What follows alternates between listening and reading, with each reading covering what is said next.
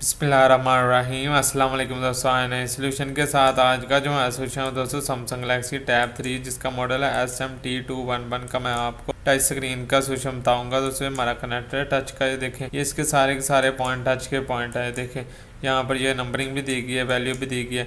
इसका सिंपल सा सोल्यूशन है, अगर इन पॉइंट्स पर आपको कोई पॉइंट ग्राउंड मिलता है, ये वैल्यू नहीं मिलती, तो ये सारे के सारे ट्रैक हमारे, ये देखें मेन PCB की दूसरी साइड पे ये हमारा टच का IC है। ठीक है, यहाँ से टच सेंसिटिविटी अगर ब्रेक हो चुकी है तो इन पॉइंट्स पर भी आप जंपर लगा सकते हैं। अगर नहीं तो इस IC में मसला होगा, तो फिर आपकी टच सेंसिटिविटी काम नहीं करेगी। जो इसके मेन पॉइंट है वो मैं आपको दूसरी डायग्राम में बता देता हूँ। ठीक है, ये वाले पॉइंट है, इसमें जो ग्रीन कलर के 2 पॉइंट्स हैं, देखें ये ट्रैक इसके बिल्कुल पास एक रजिस्टर इनमें से होता है। ये दोनों के दोनों ट्रैक हमारे, ये देखिए इस पॉइंट से होता हुआ और दूसरा इस पॉइंट से होता हुआ इस IC से कनेक्ट हो जाते हैं। और एक पॉइंट इसका जो है ना, ये रेड वाला इन 2 कैपेसिटर को अपने रजिस्टर को अपने साथ कनेक्ट करता है। फिर इस तरफ ऊपर वाली साइड पर इन 3 रजिस्टर को कनेक्ट करता है अपने साथ। फिर इस रजिस्टर और इस पॉइंट से होता हुआ ये भी इसी IC से कनेक्ट हो जाता है।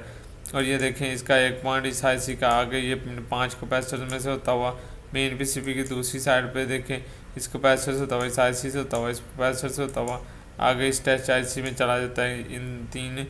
ये तीन रजिस्टर्स हैं, इन 2 कैपेसिटर हैं, इस तरफ एक कैपेसिटर है, यहाँ से होता है इस IC से कनेक्ट हो जाता है।